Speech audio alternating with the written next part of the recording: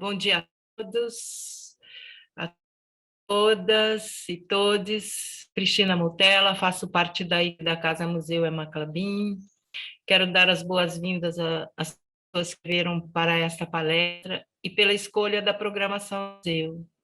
É uma alegria muito enorme para nós poder compartilhar pesquisa, saber, ideias. Cris, voltou, deu uma travada. Teve uma falha, desculpa, gente, Imagina. alguma coisa aqui. Mas então, essa palestra faz parte de uma série de atividades que foram preparadas para acontecer paralelamente à exposição. Ela está sendo aberta hoje para o público da Casa Museu. Será enorme recebê-los. É um dia muito especial para nós, porque este acervo nunca foi exposto antes. A Casa Museu está aberta há 15 anos, é a primeira vez. Então, hoje é um motivo e a gente está aqui emocionado hoje com essa abertura.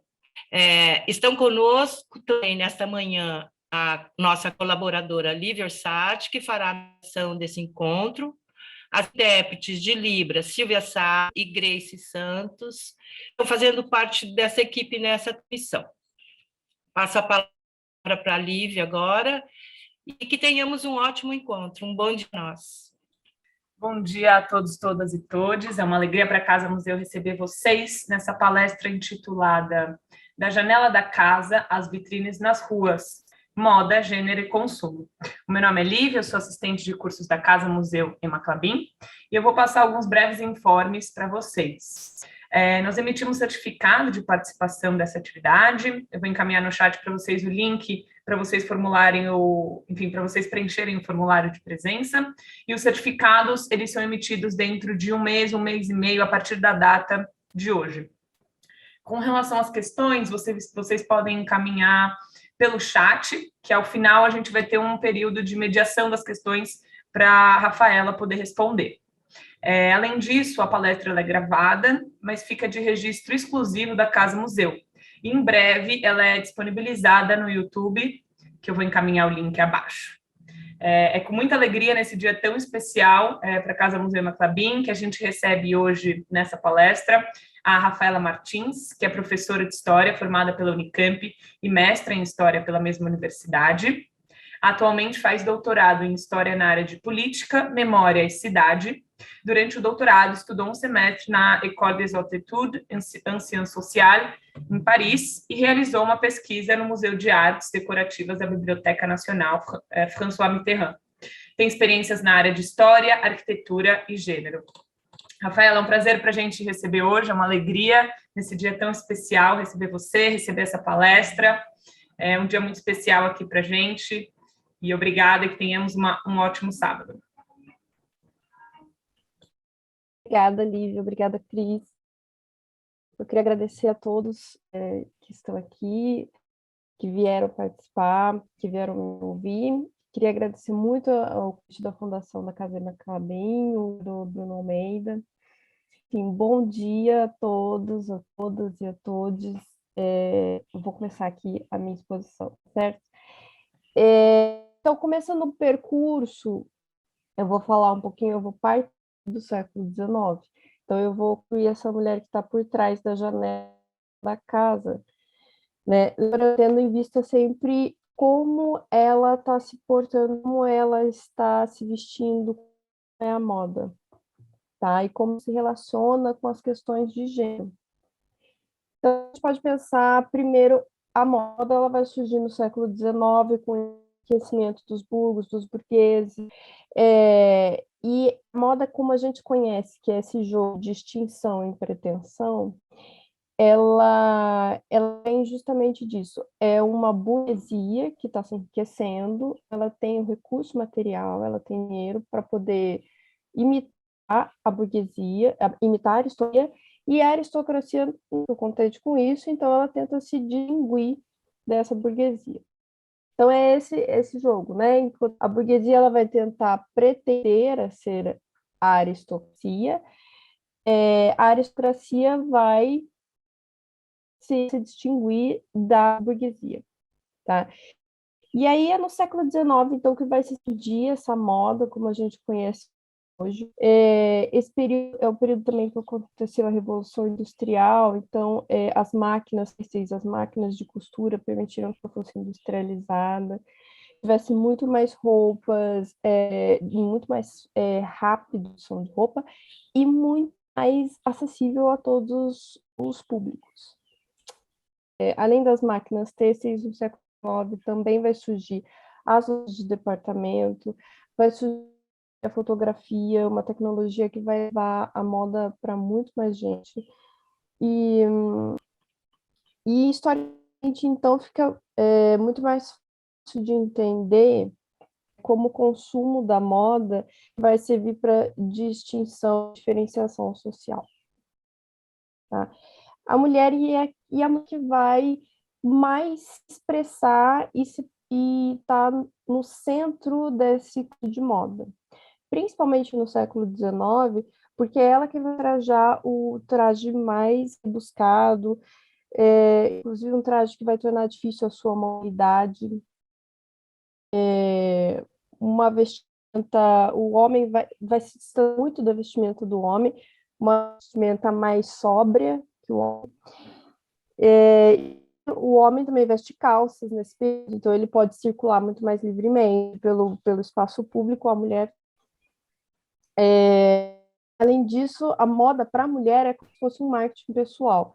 Você precisa lembrar que no século XIX, a principal profissão para essas mulheres, então, entre várias aspas, era o casamento, né? Então, vestir bem era um marketing pessoal para atrair o sexo oposto, conquistar um bom casamento. E aí, daí vem esse excesso também no período, que as roupas tinham que ser murchadas, não podia deixar mostrar um pedaço a mais da pele, ou do pé, mesmo do pé, o pé era uma coisa meio, também não podia ser mostrado, enfim, do pulso aos pés, né? E a vestimenta, ela tinha então, também uma função de fazer com que se evidenciasse os dotes físicos, já que não podia se mostrar o corpo, que então a vestimenta moldasse o corpo da mulher, de modo que evidenciasse os seus dotes, diferente do que aconteceu lá no século, na aristocracia, nos séculos passados. Os reis, os homens também se vestiam com ostentação. Agora, no século, eles vão se vestir de maneira bem sóbria. E o que eles vão usar para ostentar? O homem do século XIX ostenta o seu nome, ostenta o seu negócio, ele ostenta, ele se diferencia disso. A mulher, ela vai usar esse espaço da moda para se diferenciar, porque ela não vai poder se diferenciar através da... A gente vai ver mais para frente. Uma mulher que trabalha é uma mulher que está numa desprivilegiada. Inclusive, isso tudo que eu estou falando, assim, serve muito para as mulheres da elite, das classes altas. As mulheres das classes baixas, as mulheres das classes médias, muitas vezes, as mulheres pobres precisam trabalhar, é uma necessidade. Então, às vezes, é uma necessidade estar em algum espaço público, é uma necessidade de frequentar outras casas, de outras pessoas. As mulheres da classe média não vão ter recurso para, enfim, usarem vestidos e ostentarem joias e tudo mais. Então, muito do que eu vou estar aqui é direcionado pensando nas mulheres das classes altas. As mulheres das classes médias e baixas vão depois, a partir do final do século XIX, com as lojas de departamento, com o maior acesso de mulher em outros espaços, né? Não só de consumo, mas bares, teatros, cafés. Aí sim, essas mulheres vai estar mais misturado o público, né? A gente vai ter tanto as mulheres das classes baixas como as mulheres das altas podendo frequentar o mesmo espaço. Tá certo? Bom, dentro desse contexto, então, ela vai usar o quê no século XIX? Ela vai usar mangas bufantes. Deixa eu abrir a apresentação aqui para vocês. Ela vai usar as mangas bufantes, ela vai usar sombrinho, ela vai usar chapéus que geralmente cobrem um pouco a visão dela, ela não vai conseguir olhar o mundo de maneira aberta, de maneira ampla, né? Até pela questão do recato. Sem contar o espartilho e as diversas anáguas. Uma mulher deve usar mais ou menos 14 anáguas de vez.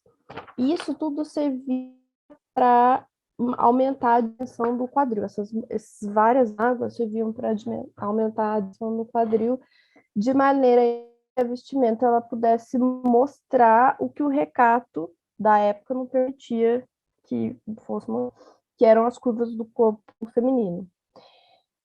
Em meados de 1850, vai surgir a crinolina, que a crinolina ela é uma armação feita mais ou menos de aros de metal ou de barbatana de baleia.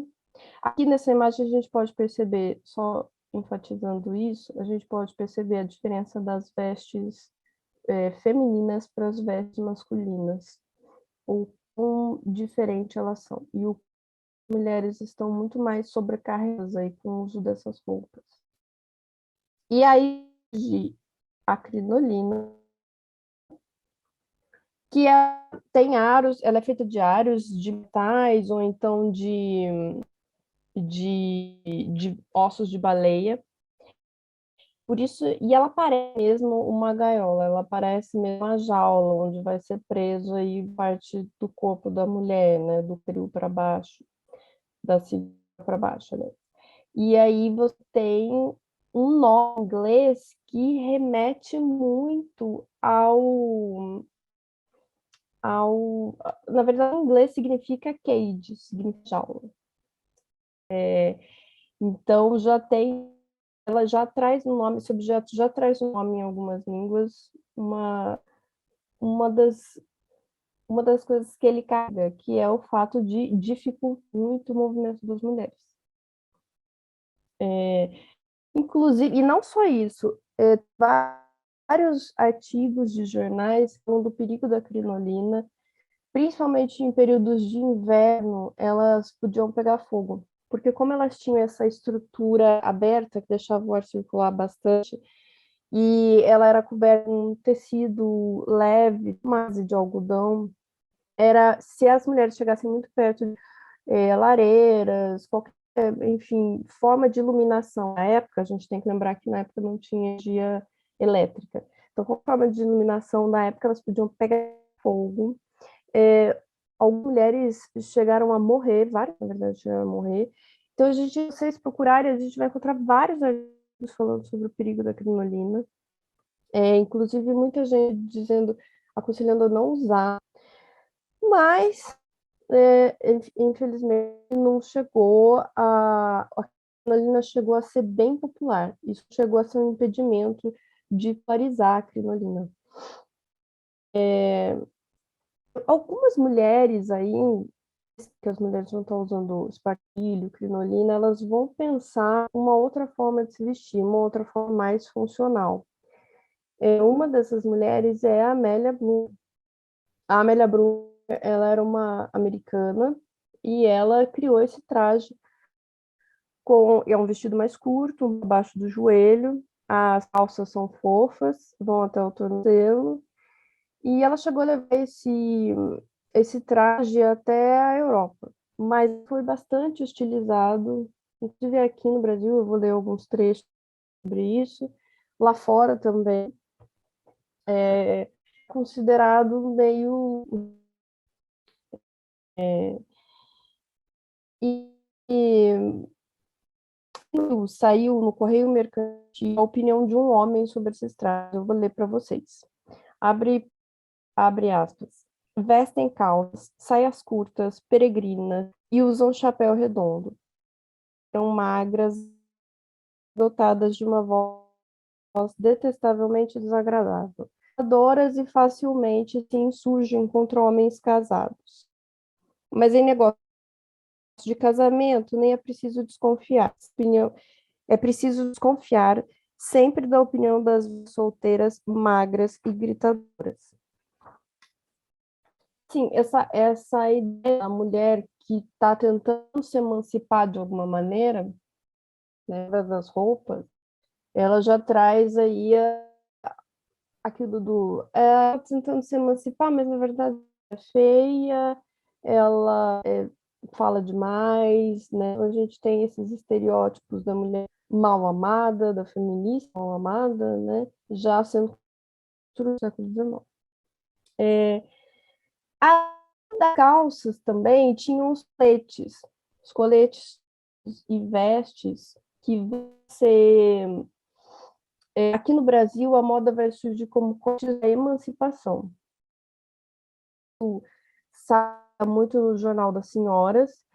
As mulheres que escreviam, que contribuíam no Jornal das Senhoras, falando sobre os coletes da emancipação, realmente falavam de maneira anônima.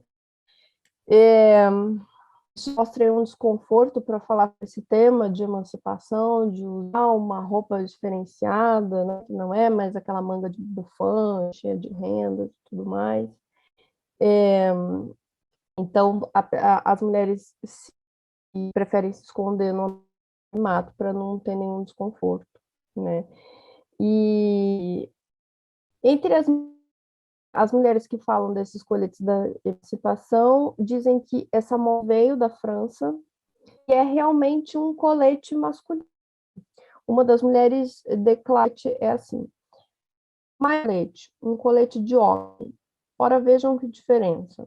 Bem talhado, com sua golinha de ferros ou de empregado sobre o corpo esbelto de uma menina de 15 anos, ou mesmo de uma senhora até aos seus 35 anos.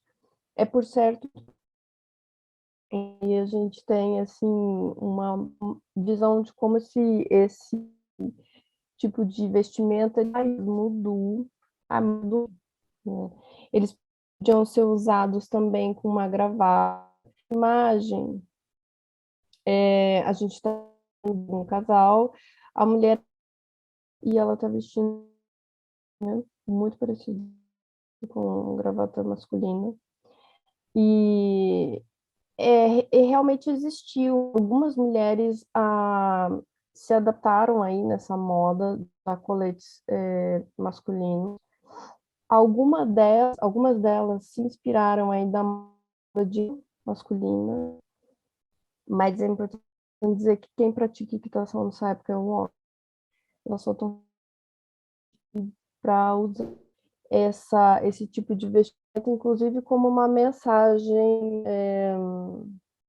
política. Uma mulher emancipada que usa esses kits. Encontrei a imagem da Vera Wentworth. A Vera Wentworth, ela foi uma sufragete, ela defendeu os votos femininos na Inglaterra do século XIX, no comecinho do século XX, e a gente pode ver nessa foto que ela está usando um colete, não chega a ser um colete, né, ele tem as mangas antes, mas ela usa também já no século XIX, essa roupa é um pouco mais comum, mas não deixa de mostrar a permanência, mensagem política do que está sendo usado enquanto roupa, né? Ela, sufragete, ela enquanto defensora do voto feminino, ela vai usar esse tipo de roupa, ela vai usar uma gravata, ela vai usar uma roupa acentos, enfeites, adornos.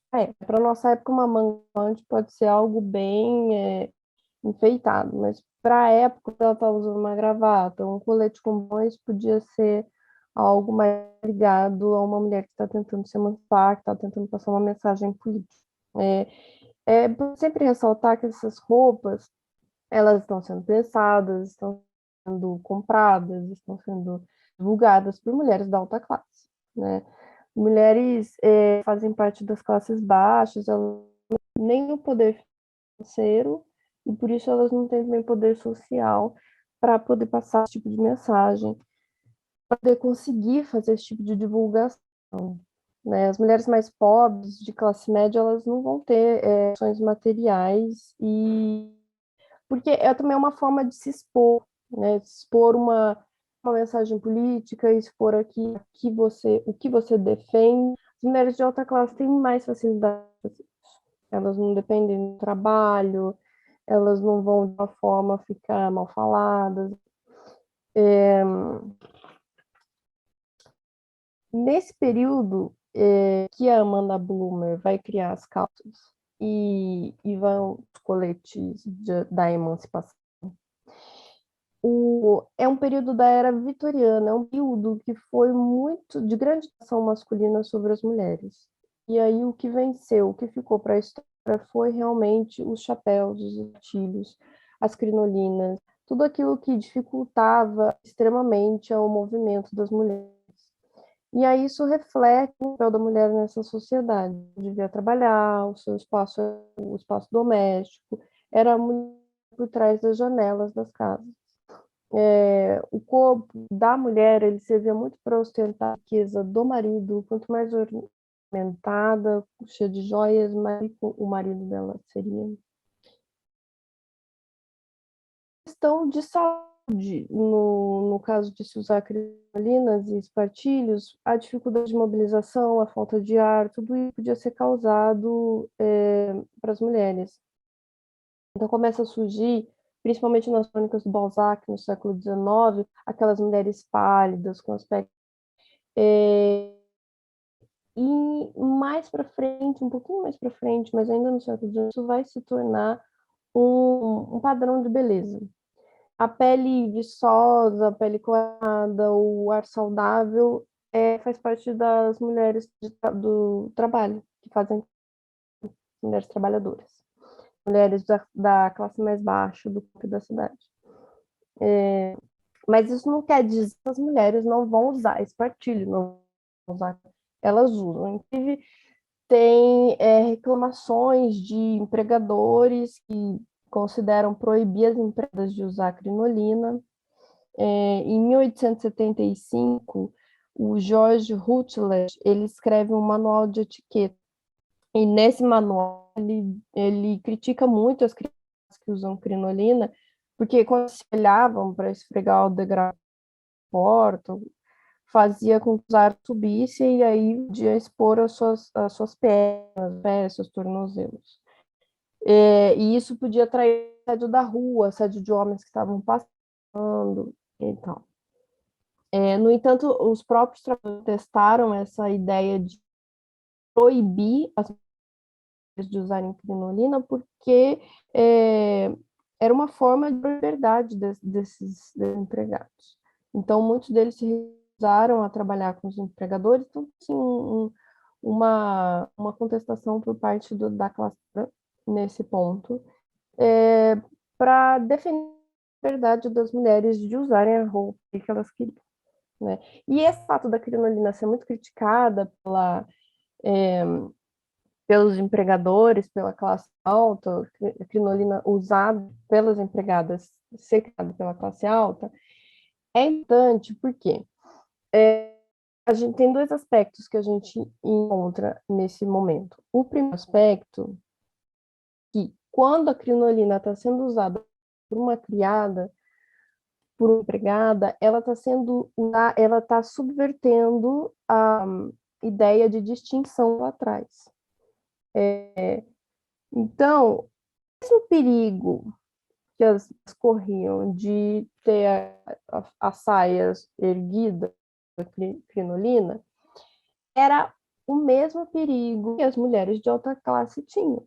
Muitas vezes, as mulheres de alta classe que usavam essa crinolina podiam, ao passar uma porta, enfim, tentar sentar, fazer algum movimento, podiam ter a testa levantada, né? Então, não é exatamente uma boa desculpa, mas você criada, empregada, está exposta às partes de baixo, porque está usando esse tipo. Porque as patroas também estavam na mesma, né? Era mais assim mesmo um incômodo, dá para ver que é mais um incômodo com relação à distinção. Você já não consegue mais distinguir patroa de empregada, já que as duas estão usando crinolina, já que as duas podem usar crinolina. E também tem a própria questão do braçal e da vida ociosa, né? Uma mulher que faz crinolina, ela está subvertendo a ideia da criminalizar a ociosidade da vida daquela mulher vitoriana, não trabalha, que vive só para o lar, é catada, que não expõe o seu corpo nem mesmo no trabalho, para fazer o trabalho. Então, é muito interessante a gente pensar esse aspecto da acrilanila para entender um pouco melhor essa questão de distinção e pretensão da moda. E aí a gente chega, se aproxima mais um pouco do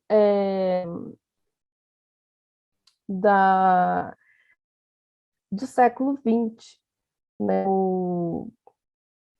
No final do século XX, no final do século XIX e começo do século XX, a gente vai ter aí a criação dos grandes magazines.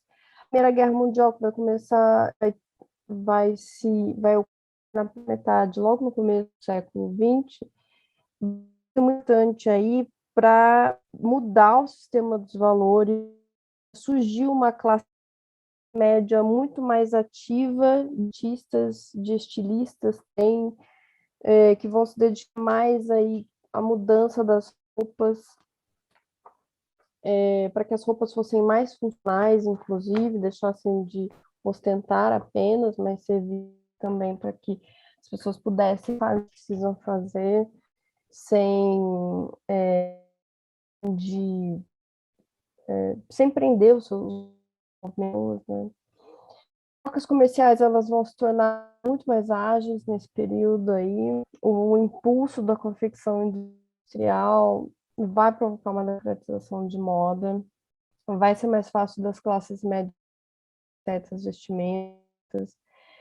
E o luxo, a indústria do luxo, ela vai responder a isso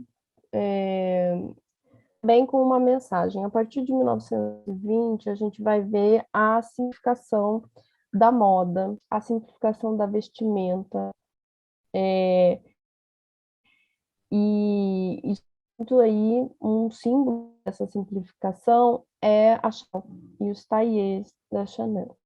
O excesso não vai ser mais elegante, o excesso de ornamentos e tudo mais vai. Então, essa nova moda aí não vai dar os símbolos da posição social, mas como que agora isso vai ser enfatizado? Vai ser enfatizado muito mais pela atributo pessoal, né? Como a beleza, a juventude, o atlético, o corpo esbelto.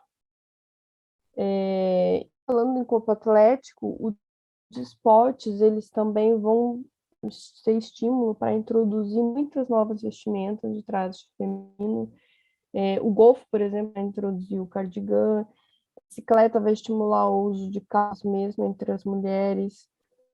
O verão, vestidos para patinação, para o tênis. E a partir disso, as grandes marcas, as grifes, elas vão começar a produzir esse tipo de roupa de esporte, né? A Burberry vai lançar coleções, nessa época a Patou também, Patou, perdão. E aí a gente vai ter essa moda, mas o esporte vai trazer para a moda mais leveza, mais funcionalidades femininas. E as grifes produzindo essas roupas, isso vai estimular para que as pessoas não usassem um vestido de tênis apenas para jogar tênis, para passear também. Então vai surgir o sportwear, que a gente conhece até hoje, né? Também aí nesse período, no finalzinho do século XIX, a partir de 1870, 1890, várias descobertas arqueológicas na Grécia, no Egito, vão começar a influenciar os artistas e a moda também. Aí a gente tem o Gustavo Klimt, por exemplo, que ele pinta com amplas túnicas, bem simples, de linha simples, são confeccionadas aí de uma maneira. O tecido de luz, ela é bem simples e deixa o corpo da mulher com bastante mobilidade. Essas túnicas aí inspiradas muito nas túnicas gregas. Então, esse tipo de influência que vem aí, tanto da antiguidade quanto do Oriente, ele vai ser muito importante. Tem um artista italiano também, o Mariano Fortuny, ele é um artista plástico, e em 1907 ele vai criar o vestido Delfos, ele ela é feito com uma técnica de perdão, vestido plissado, e ele é muito mais fácil de transportar, mais leve, o corpo da mulher de maneira natural. Só que, assim, foram poucas as mulheres nesse período que vão aderir a esse tipo de vestido usar, né? Ai, perdão, esqueci de passar aqui. Aqui a gente tem, então, uma equipe de tênis de Berkeley em 1920, então essas são as roupas aí desse período. 1920 já é pós-Primeira Guerra Mundial, então a gente já tem uma leveza ainda maior, né? A Primeira Guerra já passou, muitas coisas já aconteceram, muitos valores foram destruídos e tiveram que ser reconstruídos, né? E a gente tem a Isadora Duncan. A Isadora Duncan, ela é considerada uma das criadoras da dança contemporânea, e ela vai ser a das que mais vai usar o vestido Delfos. E porque esse vestido combina muito com a forma livre dela dançar. A principal dança que tem é o balé. O balé que usa patilha de ponta, o tronco ele não pode ser mexido, né? No balé não existe o do corpo feminino. Mas dança contemporânea, e a Isadora Duncan se usa muito tronco. Tá sempre descalça. Então, ela não tá usando espartilho, o fato dela poder usar um vestido que é leve, que deixa os movimentos livres, conversa muito com a criação artística, que é uma vinculada, que não conversa mais com o balé, é totalmente diferente.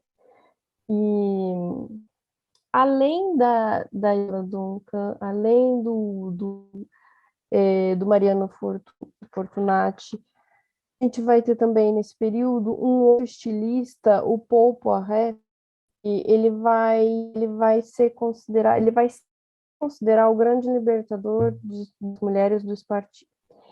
Só que manter a ostentação, né? Ele vai manter a ornamentação. E ele também, em 1910, ele vai criar aquela saia justa, saia chamada saia, que ela se afunila do joelho para baixo, tem uma abertura deixando parte das pernas à mostra, só que de maneira então que a saia é tão justa que os passos das mulheres ficam pequenos, elas não têm mobilidade para passos mais largos. E então, assim, embora ele tenha libertado as mulheres do espartilho por um lado, por outro lado ele criou uma saia que não permite que as mulheres corram ou dancem, como a Duncan está dançando aqui na foto, né? E também ele vai criar outra padrão de beleza para as mulheres. As mulheres vestem o ré, são mulheres muito mais sedutoras, são mulheres muito pouco daquela mãe de família, da esposa, é mais a femme fatale. Um machismo misterioso muito maior. Tem uma aura de misterioso, né? Porque as mulheres do século XIX, aquelas com sombrinha, chapéu, de maneira alguma. E agora acho que a gente já pode começar no século XX. A gente vai ter aí na Primeira Guerra Mundial, elas vão começar a fazer o que elas até então não vão assumir outras profissões, vão ter uma vida mais independente. Vai surgir novas profissões de enfermeiras, governantes, costureiras. Isso já as mulheres já falam. Por exemplo, secretário em firmas, coisas que não existiam ainda. Inclusive, profissões que exigem ensino superior, que exige um tempo maior de ensino. Mulheres também ocupando espaços masculinos na indústria, na agricultura, mineração. E tudo, então, vai exigir a modificação da forma das mulheres se vestirem. Vai passar a variar o formato dos uniformes das enfermeiras. As mulheres vão poder usar macacões, e justamente com essa questão da necessidade de trabalhar em um determinado posto de trabalho. A austeridade, a guerra, o entre guerras e o pós-guerra vai dar. Então, aquela ostentação de águas, muito tecido sendo gasto em apenas uma vestimenta, a guerra vai abrir a possibilidade e a necessidade das roupas serem mais leves. Os anos 20, aí, o pós-guerra, pós-Primeira Guerra, a gente tem um período que vai se abrir com mais alegria para as pessoas. A guerra acabou. Muitos ficaram, além da guerra, pela epidemia de gripe muito forte, inclusive aqui no Brasil. Então, vai surgir uma juventude muito mais disposta a sair, a dançar, enfim, passar a viver a vida sem ter as ameaças que então tinha, que era da violência, da morte, da doença. E o corpo passou a ser vestido de uma maneira mais funcional. Tá. A aparência vai recuperar o foco, as mulheres vão se vestir melhor, mas sempre embalada pelo desejo e necessidade de maior liberdade, né? Um dia dança, por exemplo, Charleston, que vão animar as mulheres vão dançar com as pernas mais de fora, é um ritmo muito mais acelerado, dança, tudo isso vai fazer parte aí do pós-guerra. Inclusive aqui no Brasil também, na cidade de São Paulo, a gente vai ter uma movimentação maior nas ruas, as mulheres vão tomar muito mais as ruas, os espaços. Nesse tanto, eu vou falar mais para frente do consumo, as lojas de dentro vão estar estabelecidas em vários lugares. Isso vai ajudar muito, isso vai ser uma desculpa das mulheres que estavam até então observando a vida mais pelas janelas, saírem às ruas, né? Bom, a gente vai ter ainda a Segunda Guerra Mundial, depois da década de 20, e, novamente, o pós-guerra vai ser sempre um período de alívio, um alívio coletivo. E a ideia do pós-Segunda Guerra, que já passa aí, já entra mais ou menos a década de 50, é a ideia da vida com alegria. O mundo ele vai precisar estruturar muito os valores morais, o senso de economia que foi vivido por toda a guerra, vai gerar uma necessidade de resgatar aí uma feminilidade, um luxo, né? Porque até então a economia estava muito travada e vai voltar esse luxo, essa sustentação, não da maneira que era, ele retorna. E também as mulheres, de certa forma, retornam de casa. Isso é muito emblemático dos Estados Unidos, em que as mulheres, durante a guerra, vão para as indústrias de armamento, vão trabalhar nessas indústrias. E depois da Segunda Guerra, os homens voltam cá e eles é que vão retomar os seus empregos. Então, existe uma grande promoção social, uma grande pressão aí, para as mulheres voltem para casa. E a moda acompanha um pouco isso.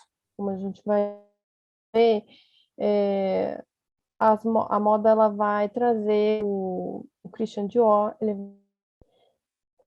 aquela cintura de vespa, aquela saia rodada ou plissada, que inclusive não era impensável no período da guerra usar tantos tecidos.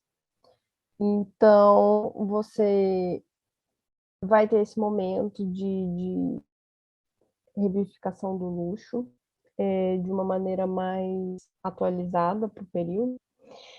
E, inclusive, para a noite, as mulheres ricas, elas vão usar vestidos, muito tecido, chega a ter 80 metros de tecido para fazer um vestido. E tudo, e o cinema também vai ser essa, essa, essa boa época, né, de vacas gordas, de a guerra acabou, finalmente. Então vão ter os grandes números musicais, as mulheres vestidas com muita ostentação, brilho, com dança e música. E para moda, o Dior vai ser muito importante na França, porque depois da Segunda Guerra Mundial, ele vai recolocar a França aí como líder na moda. A alta costura ela vai voltar com o Dior, a costura francesa. E, inclusive, isso é muito importante para a economia francesa. Tem pesquisas que dizem que em 1949, 75% da exportação de moda foi... Aliás, 75% de toda a exportação na França era exportação. Esse era o grau de importância da moda na França. Em 1950, então, vai ser considerada a década do glamour, da sofisticação, vai mostrar também, vai começar a aparecer dualidade de femininos, né? Então você vai ter aquele perfil da mulher mais recatada, da mulher romântica, que é Hepburn, e o perfil da mulher sensual, que tem aí a Gina Lollobrigida e a Sophia Loren como representantes, com um apelo muito mais erótico. Rafa, A deixa possibilidade... eu te fazer uma pergunta. A gente está aqui no slide da Isadora Duncan, tá certo, né? Tá certo, Ah, eu tá vou bom. tirar ele. É que Não, não, eu tranquilo, queria achei que chegar nesse tinha. slide antes de tirar. Não, tranquilo, achei que tinha congelado a imagem, mas tá certinho, então. Obrigada. Não, tá certo. Então, na década de 50, então, esses dois perfis femininos, eles vão se fundir no nas pin-ups, né? Que elas vão ter essa característica mais sensuais. Né? É uma fusão de Sophia Loren com Grace Kelly. E aí a gente vai chegar, que eu quero mostrar para vocês, das lojas de departamento. E é muito importante a gente pensar nas lojas de departamento, porque foi elas que modificaram muito a forma de consumo e trouxeram para a gente o que a gente conhece hoje, a forma de consumo que hoje a gente tem. Então, as lojas de departamento vão revolucionar o cenário. Ela vai no final do século XIX, vai ganhar principalmente em grandes metrópoles como Paris e Londres, Paris, na verdade. Paris vai ser a capital das lojas de departamentos no século XIX. Os Estados Unidos vai tomar esse lugar de Paris no século XX, tá? Com a Macy's aí. A Macy's vai abrir várias lojas em várias cidades dos Estados Unidos. E essas lojas de departamento elas só foram possíveis de acontecer por causa da urbanização, do transporte rápido e eficiente, da produção em massa. E elas vão se tornar símbolos de progresso e vai perdurar muito e sempre se adaptando ao desenvolvimento industrial e à vida moderna. Mesmo depois das guerras, tudo, elas vão bastante. Entre 1855 e a Primeira Guerra Mundial, esse período antes do mundo conhecer as grandes guerras, né? As lojas de departamento elas vão se desenvolver próximas às exposições universais, que eram exposições enormes, aconteciam pela Europa, E essas exposições tinham o objetivo mesmo de mostrar para as inovações tecnológicas, industriais, as possibilidades para o futuro. E elas têm, assim como as exposições universais têm um caráter de espetacularização das inovações tecnológicas, as lojas de departamento elas também têm esse caráter de espetacularização do consumo. Em Paris, os dois principais nomes que vão se destacar a princípio é o Marché e o Grand Magasin, uma imagem, né, do Monet. Dá para perceber que é realmente um prédio grande, de grande ostentação, né? Ele tem essas cúpulas aqui. Muitas vezes prédios vão trazer essa ostentação na sua arquitetura. E, bom, vamos continuar falando um pouco de Paris. A Paris, então, ela foi a capital do mundo das lojas até o século XIX, depois muda, os Estados Unidos é que se torna. O Reino Unido, nesse contexto, ele vai demorar um pouco mais para ter loja de departamento, porque nesse período as lojas elas trabalham muito com cooperativa. Então a Harrods, por exemplo, que é uma loja de departamento conhecida, ela ainda não era, ela ainda era um enfileirado de lojas que se interligavam. Ela não chegava a ser uma loja de departamento. E só em 1909 que o Harry Guilford vai abrir a primeira loja, que é a Selfridges, que existe até hoje, né? Inspirada aí nos varejos americanos, né? E usando massivas campanhas publicitárias. O Selfridges, inclusive, ele considera os seus concorrentes aí antiquados, e ele consegue esperar pelo menos um deles, né? Na época, os grandes vendedores eram a Whitley e a Harrods, e o Selfridges consegue superar a Whitley. A Harrods não, continua, mas ele consegue, inclusive, pelas técnicas publicitárias que tinha, de promoção, de oferecer sempre um preço. Isso, inclusive, era muito mal visto pelos concorrentes. Visto como uma espécie de roubar clientes, né? Se você oferece um produto, o mesmo produto que que a outra loja está oferecendo por um preço muito mais baixo, era mal visto, era considerado que você estava roubando meu cliente. As pessoas não, era como se fosse um jogo sujo.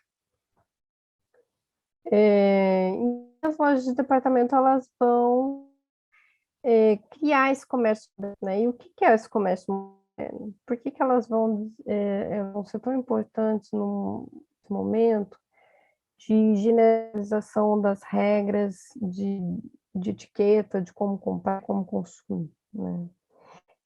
As pequenas lojas, antes dessas grandes lojas, elas não aceitavam que, se você fosse entrar numa loja, você entrava para comprar. Então, você entrava, ia direto até o balcão e falava com o vendedor. Não era comum você entrar numa loja apenas para você entrar para comprar. E existia tensão entre o consumidor e o grupo de vendedores. Que não existia etiqueta nas peças, nos produtos. Então, tinha muita possibilidade do vendedor mudar o preço na hora da venda, né? As lojas de departamento, não. As lojas de departamento deixam as pessoas à vontade. Que vão etiquetar, vai ter a ideia de etiquetar os produtos para que o preço seja aquele, de na hora da compra. Então, vai ser criado uma relação assim de confiança, mas é uma confiança com o consumidor muito mais para atrair o consumidor.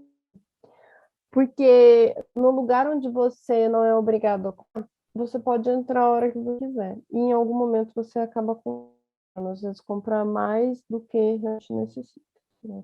E as lojas de departamento, elas vão essas novas regras elas vão oferecer serviços gratuitos, então às vezes servir água, chá, café, na medida que, é claro, eles não percam seus lucros, né? Mas eles vão oferecer esses serviços aí e estimular que a compra fosse ligada a um prazer, não a uma dificuldade. Virasse um hobby, inclusive, né? Virasse um passeio, um entretenimento. E aí, os principais frequentadores dessas lojas vão ser as mulheres.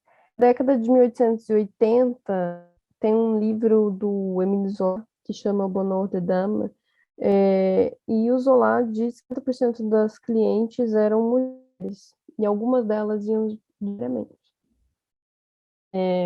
O Bon Marché, ele ia cerca de 70 mil pessoas todos os dias.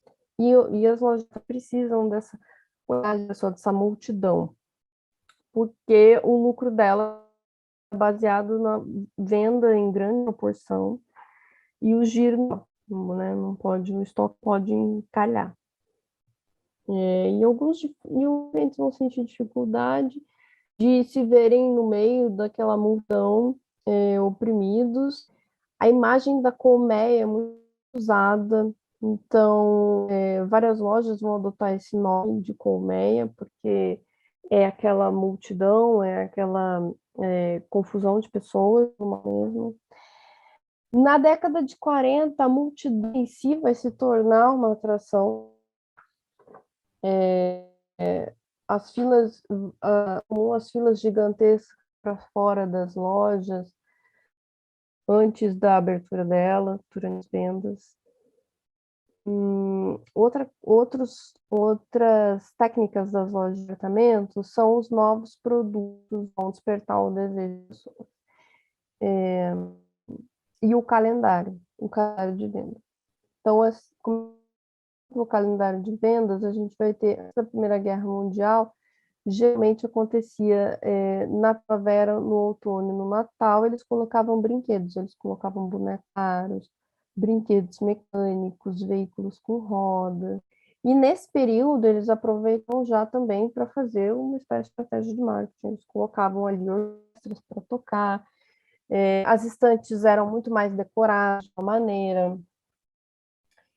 Em 1920, vai passar a ter um departamento permanente de brinquedos. Mas no Natal, por exemplo, já vai dar importante nessa época. Com a presença recebendo as pessoas, para as crianças tirarem foto, enfim. Muito parecido, conversa muito com a ideia do shopping que a gente tem hoje em dia. Começa a ser criado nesse período aí.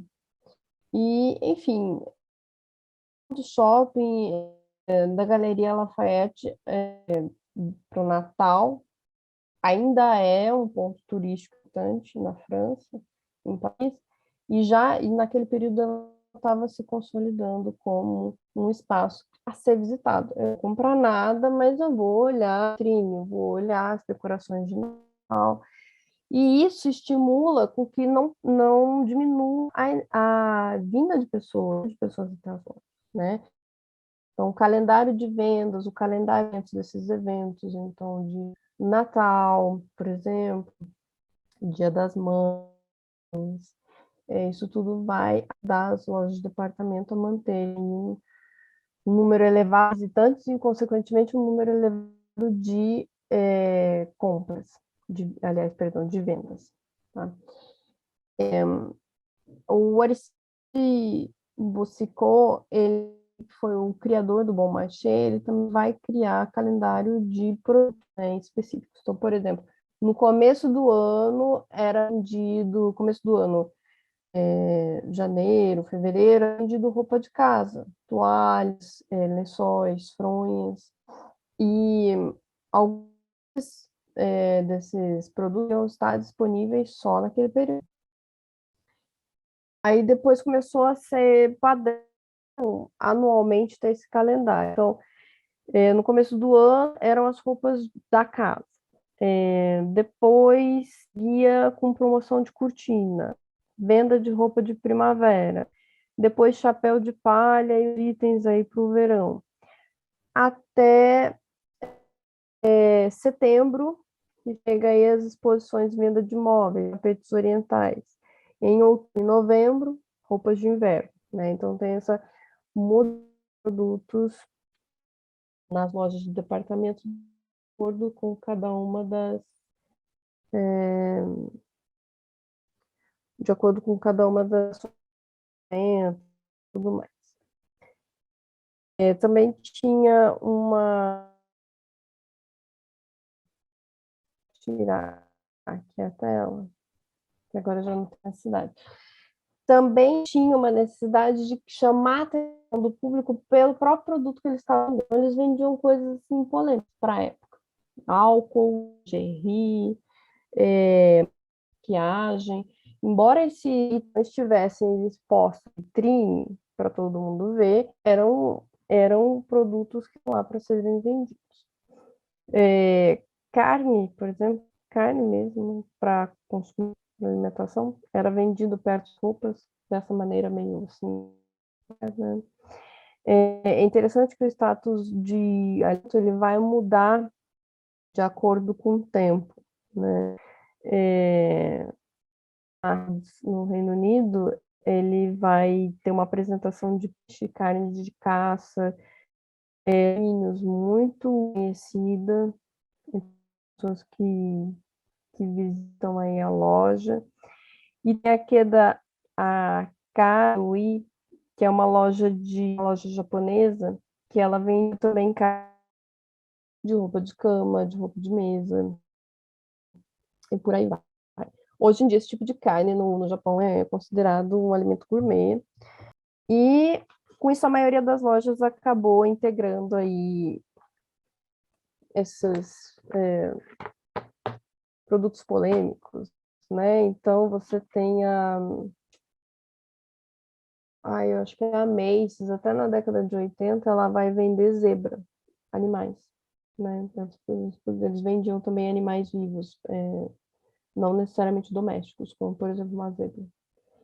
Lógico que tudo sobre encomenda, não tinha lá na loja para as pessoas verem, mas tinha no catálogo, você podia encomendar. E o que as pessoas compravam aí, né? Se a gente for pensar, o Bon Marché em 1890, as bicicletas eram vendidas assim, aos milhares, né? Depois os pianos, que eram considerados o melhor instrumento de entretenimento familiar. Mais para frente e atualmente, a gente vê que as roupas é o principal produto vendido por essas lojas. Inclusive, vai ter uma mudança aí na forma como elas vão dispor, vão construir e mostrar suas vitrines. Tá? Bom, os prédios também é um caso à parte, né? Como eu mostrei para vocês aqui na apresentação, a gente tem aqui essa imagem do Bon Marché, é um prédio com cúpulas, vitrines no térreo, vitrines que são sempre muito elaboradas, mas ele precisa, apesar da ostentação, ele precisa ter um nível de funcionalidade grande, tá? O aspecto exterior, então, ele pode trazer essa ostentação, mas no interior pode ter uma monumentalidade com escadas curvas, com um átrio muito gigantesco, e só pela altura do teto e dos átrios dá para a gente entender a monumentalidade dessas lojas aí. E isso é uma inovação, porque o comum eram lojas pequenas. E a superabundância de decoração, a preocupação com a decoração de expor os produtos de maneira desejável, bonita, decorar corrimão de escada, decorar teto, colocar mural. Nessa época, muito começo do século XX, é muito comum o Art Nouveau e o Art Deco. E eles influenciaram muito, são movimentos de arte que influenciaram muito aí o estilo das lojas de departamento. Nos Estados Unidos, isso na Europa, isso para a França, isso funcionou bem na França, em Paris. Nos Estados Unidos, não.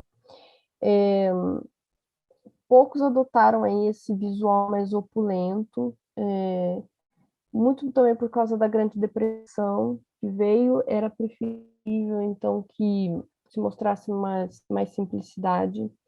Também tinha o risco dos clientes americanos pensarem que toda aquela opulência, toda aquela elegância na arquitetura ia ser de alguma forma cobrada no produto, né? Então, as lojas americanas, elas geralmente trazem essa arquitetura mais simples, muito por causa disso também, da tradição aí deles e também do receio do cliente ter que pagar mais por isso. Na Alemanha, já tem uma tradição, está começando aí a arquitetura moderna a se desenvolver e é uma forma que se atenta muito à racionalidade, rejeita qualquer decoração, qualquer ornamento desnecessário.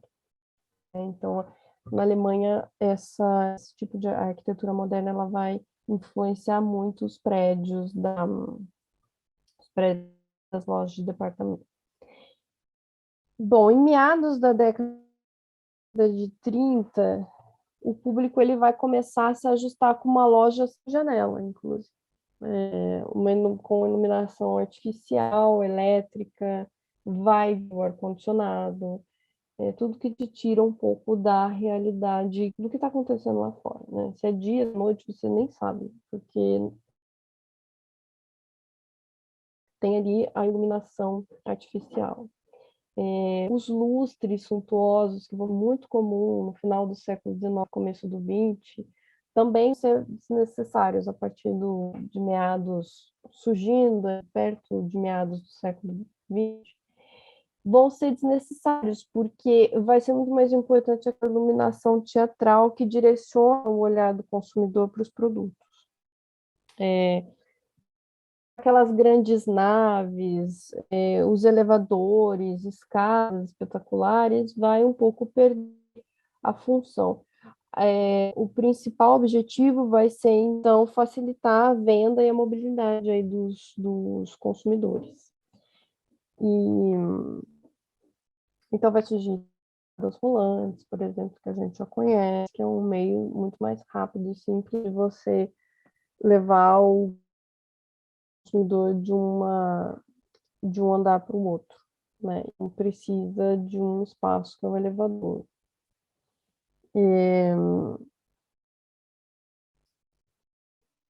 Bom, a gente vai esse tipo de arquitetura monumental, apesar de tudo, a gente vai ainda ver no final do século XX aí. Então tem a Selfridge em Birmingham, que ela vai se inspirar num vestido da Paco Rabanne, que é cheio de metais, né? Como se fosse spikes, cheio de bolinhas de metais, né?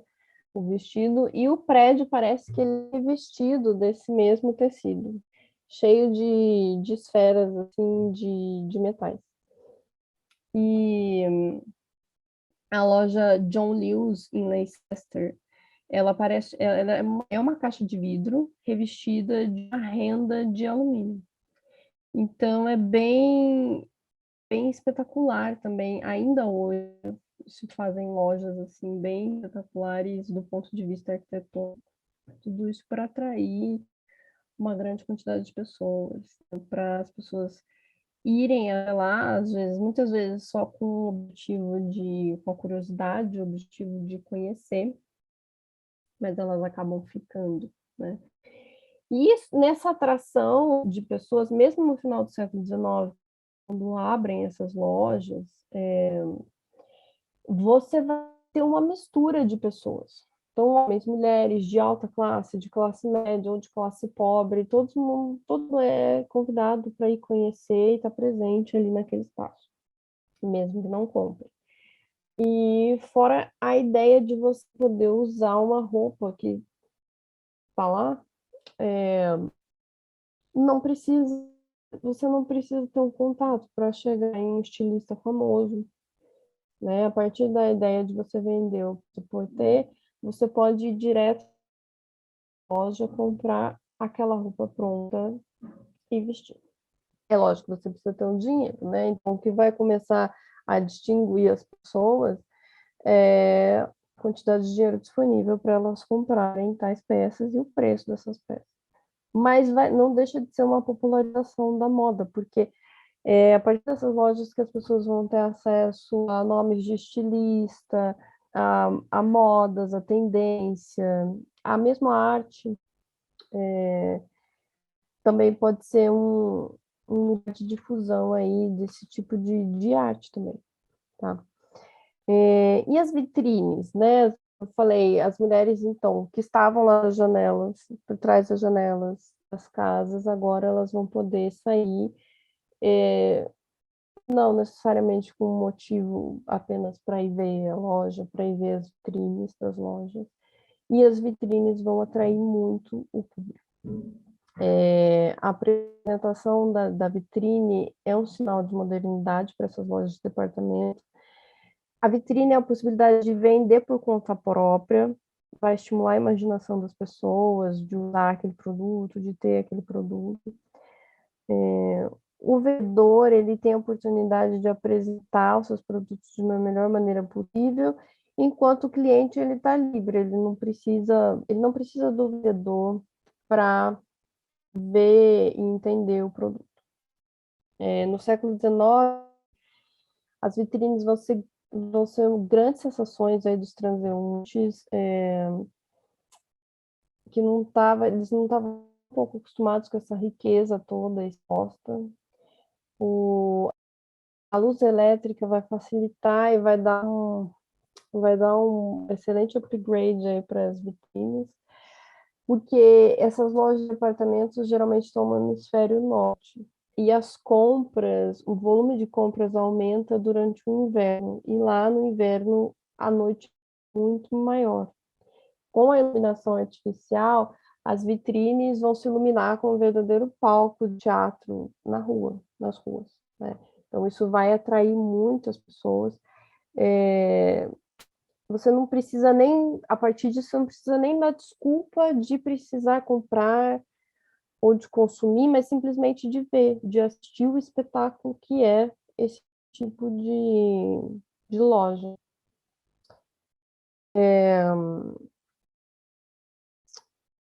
A decoração também das vitrines vai ser realizada, a princípio, pelos próprios colaboradores, pelos próprios vendedores, que têm alguma imaginação, alguma intenção aí, alguma vontade de trabalhar mais com decoração, mas em 1895, na Alemanha, já vai ter uma centena de empresas especializadas em vitrines, em manequins.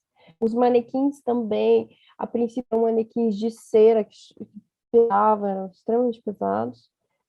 Eles tentavam ser bem realistas.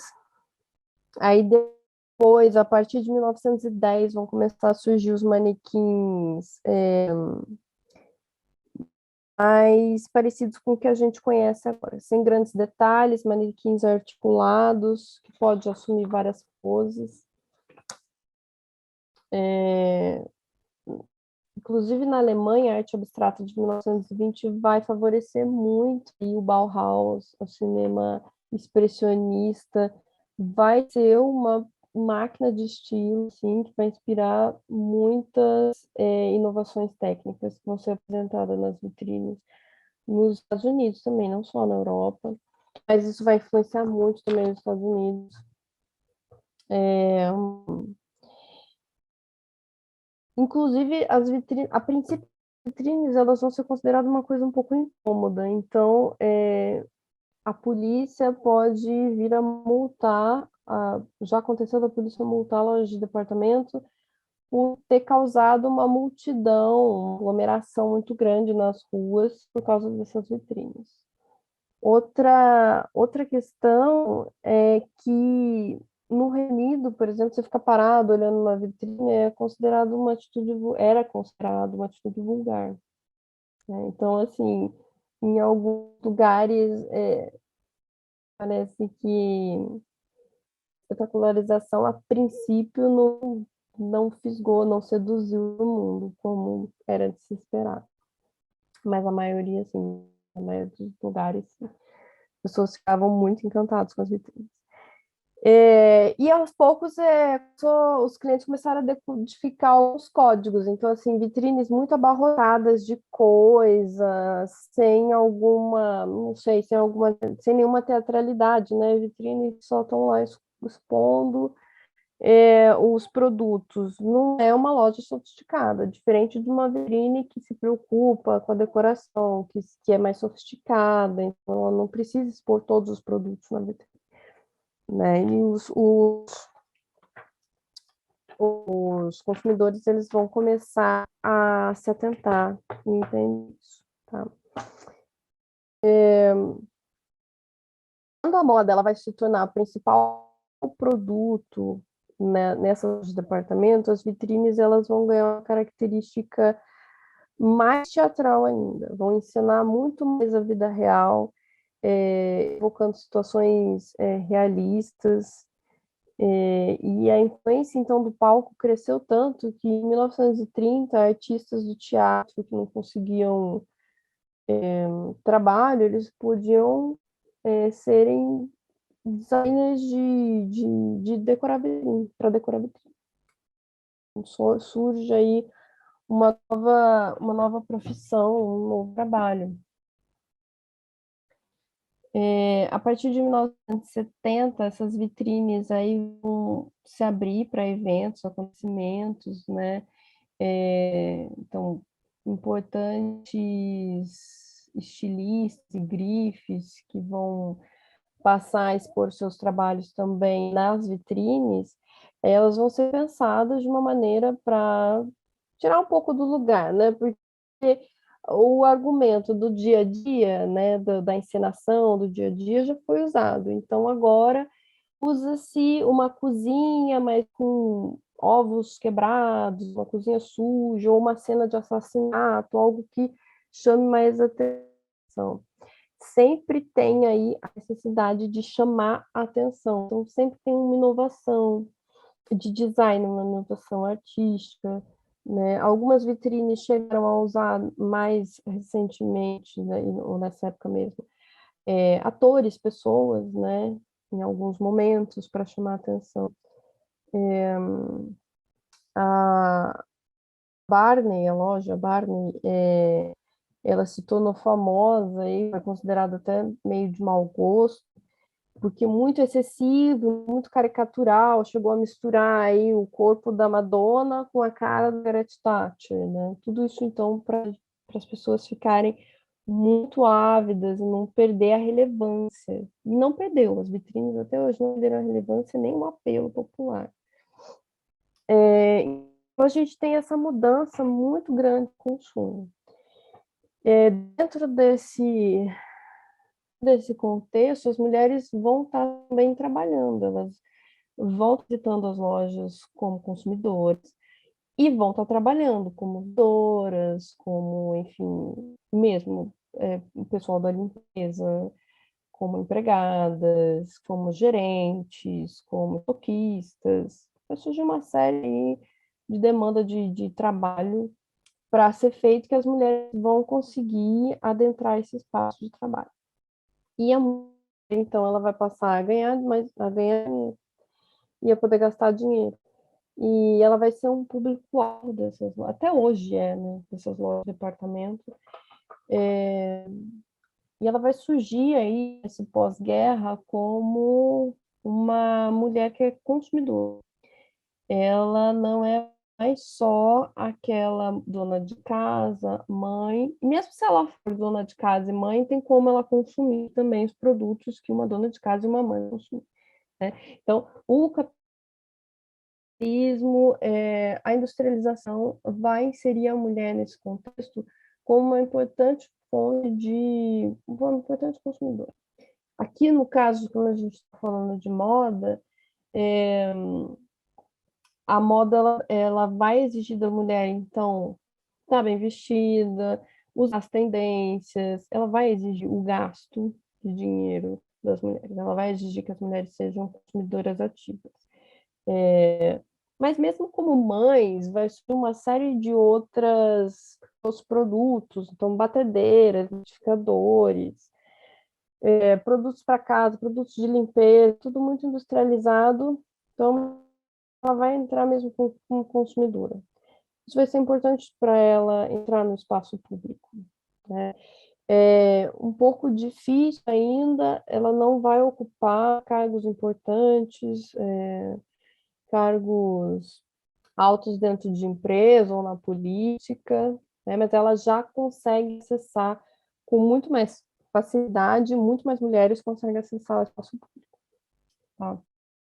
E além aí dessa mudança dessa forma de consumir na moda, o século XX ela vai trazer novas tecnologias para a moda. Então, os fios sintéticos. Os fios sintéticos vão ser muito importantes.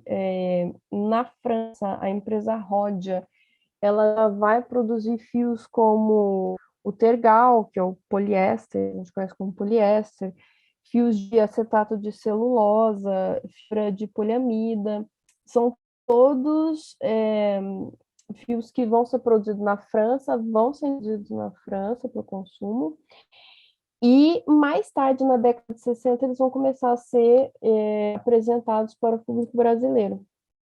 E qual que é qual que seria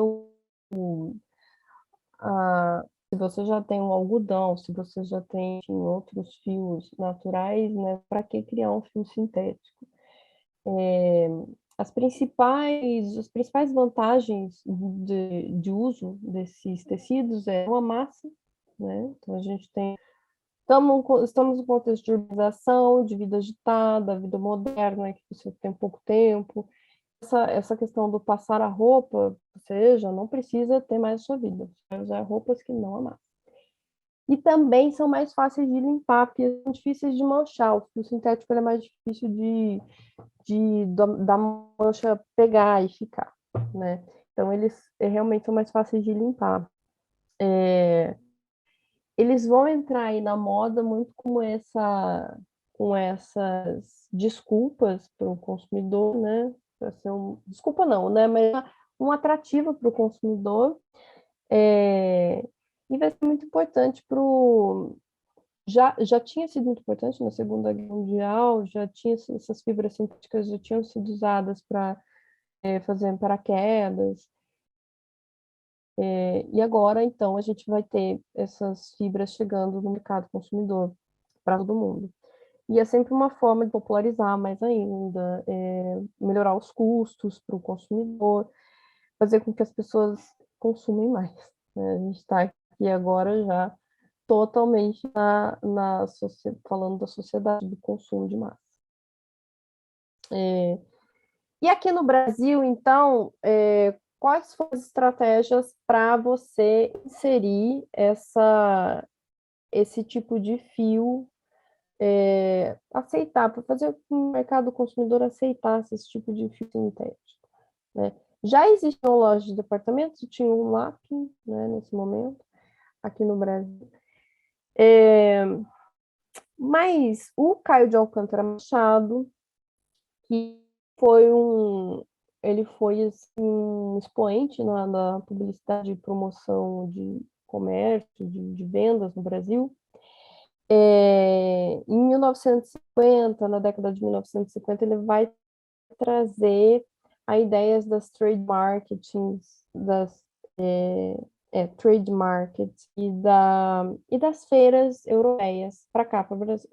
Ele vai se inspirar muito aí. Na França já tem as feiras de utilidades domésticas, enfim, tem várias feiras industriais para mostrar para o público, o consumidor, as inovações tecnológicas que tem disponível para eles. E o Caio de Alcântara Machado, ele vai trazer essa ideia aqui para o Brasil, mais especificamente em São Paulo. A gente tem que lembrar que depois de 1954 já aconteceu o quarto centenário da cidade de São Paulo. São Paulo já está construída com uma ideia, uma identidade de progresso, de industrialização, E o próprio Brasil, depois, em 1960, com Juscelino Kubitschek, ele vai querer tirar o Brasil dessa condição de subdesenvolvimento, criando uma indústria nacional, criando uma riqueza nacional através da indústria. Então, tudo isso é interessante a gente pensar, porque o São Paulo e o próprio Brasil estão sendo pensado já na chave da industrialização, do desenvolvimento tecnológico. E o de Alcântara Machado, ele vai aproveitar esse momento, ele tem um perfil muito ousado, né? Ele é uma pessoa, ele é um empreendedor, ele testa muitas coisas diferentes, principalmente quando se trata de promoção, publicidade. É uma pessoa que vai ser muito em São Paulo, ele vai ser muito inovador. E ele vai trazer essas feiras. Ele vai trazer a FENIT, que é uma feira de tecidos, a UD, que é uma feira de utilidades domésticas, e também vai trazer a feira do automóvel. Essas 3 feiras aí, ele vai fazer outra feira, mais voltada para a indústria, maquinário de indústria, mas essas 3 feiras são abertas para um público bem maior, um público de consumidores mesmo, né? O Caio de Alcântara Machado, ele já tinha sido organizador de eventos, outros eventos, ele foi superintendente fundador de lojas varejistas, e ele tinha um contato, assim, ele circulava pela elite paulista, tinha contatos bem próximos da família Frias, que é a família dona da Folha de São Paulo. Então, com essa aproximação e esses contatos, tudo, ele conseguiu até chegar num cargo de diretor-presidente da Folha de São Paulo. E, com isso, ele conseguia grande difusão e grande patrocínio, ajuda, enfim, para os eventos que ele queria colocar em prática, né? E qual que era a ideia para esses eventos? Primeiro, porque uma feira, se a gente for pensar no nosso vocabulário do dia a dia, a feira é uma coisa muito trivial, né? Uma coisa. Então, ele precisou, nesse período, mudar um pouco para as pessoas que iam visitar, mudar um pouco a ideia de feira. Não era qualquer feira, não era uma feira de alimentos, nem nada do gênero. Ele usou a palavra feira justamente porque para aproximar o consumidor do produto, né? Esse é um espaço que você ia conseguir encontrar produtos que você poderia comprar e você ia ver o produto de uma maneira muito mais próxima, assim. E também um lugar especializado, né? Você vai lá só para ver os tecidos, depois vai entrar os tecidos de fibra sintética, então você vai ver as inovações também, coisas que às vezes não necessariamente chegaram na loja, ou se chegaram, as pessoas não deram muita atenção, porque era uma inovação, uma coisa muito nova, tem sempre uma desconfiança do consumidor em relação a isso, né? Então, ele vai promover essa aproximação do consumidor com esses novos produtos. Ele fez isso na moda também, né? A FENIT era um espaço para São Paulo, naquele período, era um espaço grandioso. Ela se tornou um sucesso, assim, ela se tornou um espaço de lazer, porque tinha desfile de moda, tinha shows musicais. A partir da década de 60, tinha até teatros aconteciam, né? Então, visitar a feira não era só uma questão de conhecer os novos tecidos, ou mesmo de conhecer a moda, né? Conhecer estilistas e tudo mais. Você podia ir na feira porque o seu artista favorito ia tocar nela, né? O Wilson Simonal tocou nela, Luiz Peixoto, vários artistas brasileiros se apresentaram lá. E vários estilistas, por exemplo, o Emílio Pucci, o Valentino Fontana, estilistas famosos italianos também se apresentaram na FENIT. Estilistas brasileiros famosos se apresentaram na FENIT. Tinha muitos estilistas, eles sempre chamavam os estilistas mais famosos, mesmo que o público brasileiro, a classe média brasileira urbanizada, da zona urbana, não tivesse muito, nem conhecesse quem fosse Valentino. Ele acabava trazendo os mais famosos. E chegou a atrair um público bem grande. Em 1960, a FENIT chegou a ter um público de 61.380 pessoas e atraiu um público de mulheres jovens. O evento tinha essa estratégia de divulgação do produto para dar um impulso nas vendas de fibras e tecidos que não eram tão conhecidos aqui no Brasil. E a Rhodia, que estava produzindo essas fibras sintéticas aqui no Brasil, ela foi uma das grandes investidoras aí desses eventos. Ela investiu em vários shows. Ela era a atração principal, praticamente, da FENIT em vários anos. Trazendo artistas, peças de teatro, estilistas e muito desfile de moda. Acontecia muito desfile de moda. Então, a FENIT se tornou, assim, um evento importante para a moda naquele momento. Para a moda nacional e para as pessoas conhecerem a moda, principalmente as mulheres. Né? Vai se tornar o público-alvo e vai se tornar as mulheres. Em 1966, a FENIT ela já vai ser considerada o maior mercado de vendas de tecido da América Latina. Isso só vai mudar um pouco em 1970, um pouco não, bastante. Né? Em 1970 vai mudar bastante, porque vai ser uma feira mais voltada para distribuidores, para lojistas, mas até o final de 1960 vai ser uma atração das classes médias, em São Paulo, principalmente.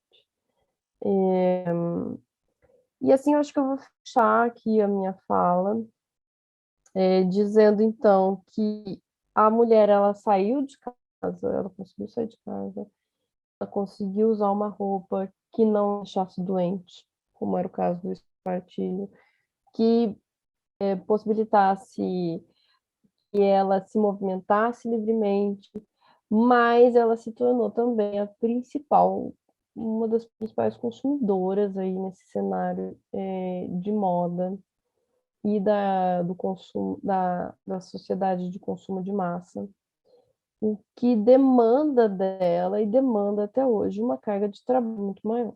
Né? Eu vou deixar uma reflexão aqui, porque eu não trabalho só com moda, eu trabalho muito como pesquisadora, como também o trabalho doméstico feminino. Então, a mulher tem que trabalhar em casa, a mulher tem que trabalhar fora, e tudo para dar conta também aí dela com esse novo papel como consumidora. Acho que é isso. Queria agradecer o espaço e a atenção de todos. Rafaela, obrigada pela excelente palestra. Enfim, super importante a gente também ter esse panorama histórico, né, dessa reivindicação da moda associada a um contexto social. Então, muito interessante como você conseguiu compor essa trajetória. Eu vou para a gente não perder mais tempo, eu vou para a pergunta de Keiko, que faz a seguinte pergunta, Rafa. Será que podemos dizer que a aceitação dessa moda tecnológica foi mais aderida e focada como consumidora à mulher, já que é ela que faz todo o trabalho doméstico, vindo a não ser direcionado tanto aos homens, pois caberia muito mais a ideia de como uma roupa fica no corpo do que como se limpa? Eu acho que sim, eu não tinha pensado nisso, obrigada. Eu não tinha pensado nisso, nessa ponte entre o trabalho doméstico e a roupa, e a moda. Mas, de fato, né, a gente vê também que esses tecidos sintéticos, eles são usados para panos de limpeza bastante, né? Então, tem o tecido não é só para roupa, não é só para moda, né? Eu acho que sim, eu acho que você tem toda a razão. Não tinha pensado nessa ponte. Eu vou até pensar um pouquinho mais sobre isso. Aí, se eu tiver uma resposta mais elaborada, eu falo. Rafa, fiquei pensando aqui, você apresentou muito essa questão de como a moda ela está muito associada a essas transformações históricas, e eu pensei um pouco em como o mercado de quem está fazendo se constitui. Então, a gente está olhando muito para a vitrine da moda a partir de quem veste.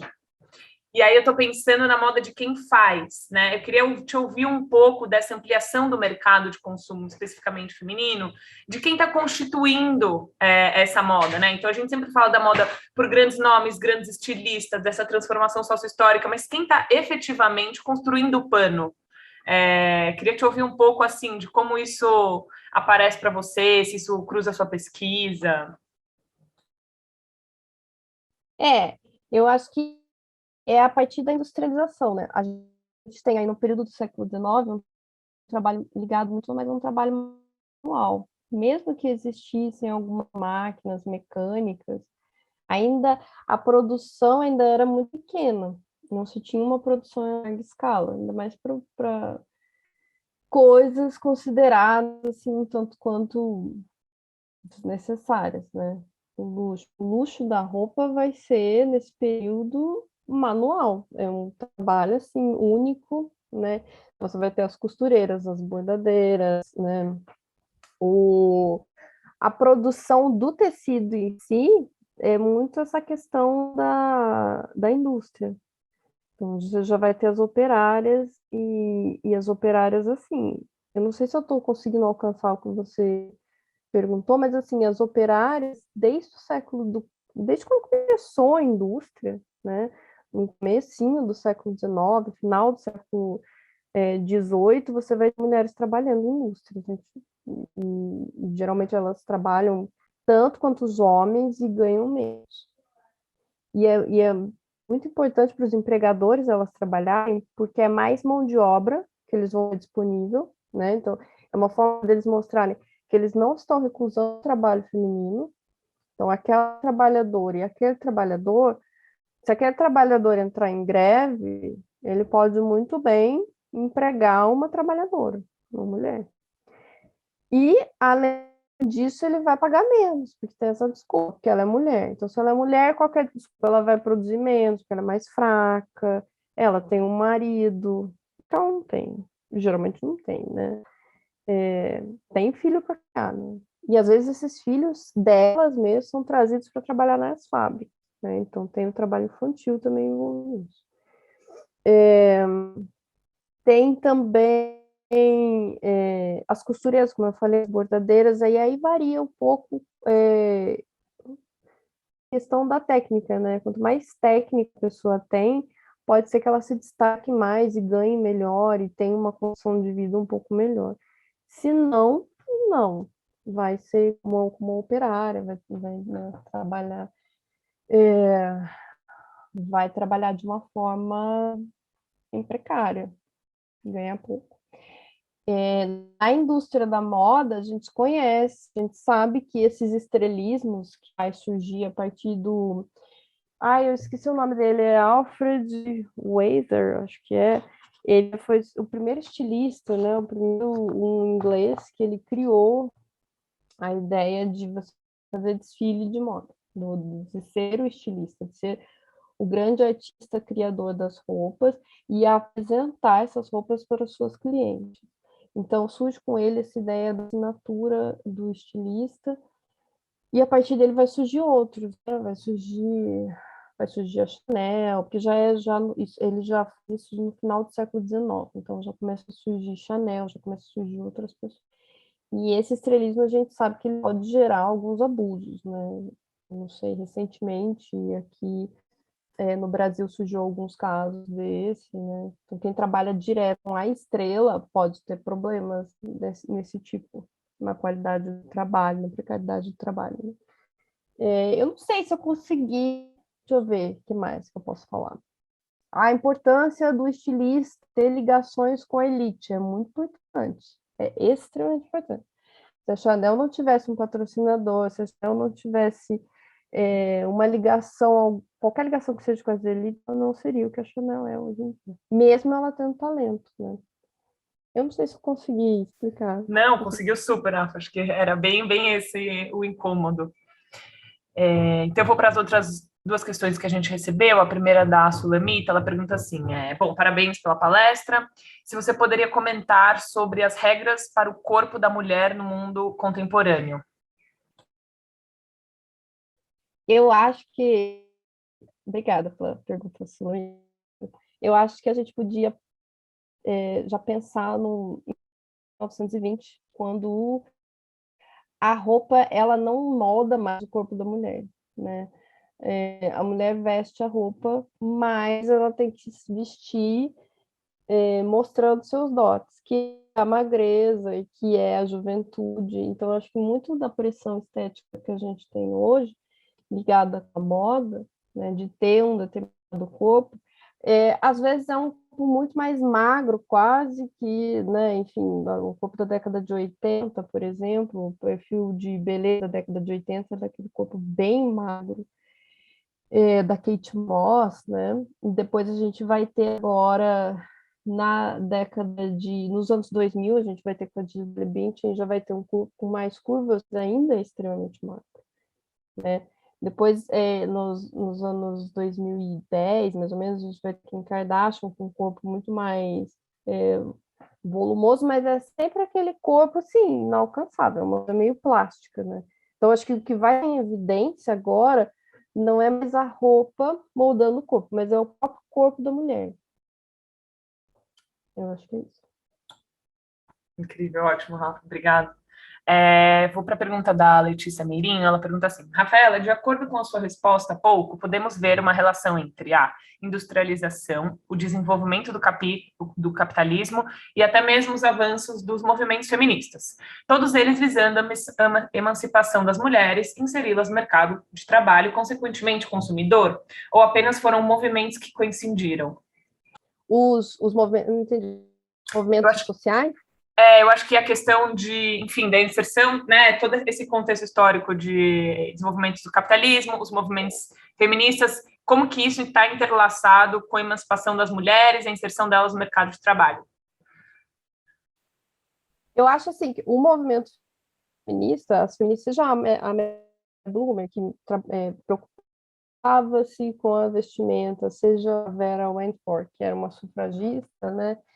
Ela estava preocupada, elas estavam preocupadas com a questão feminina, né?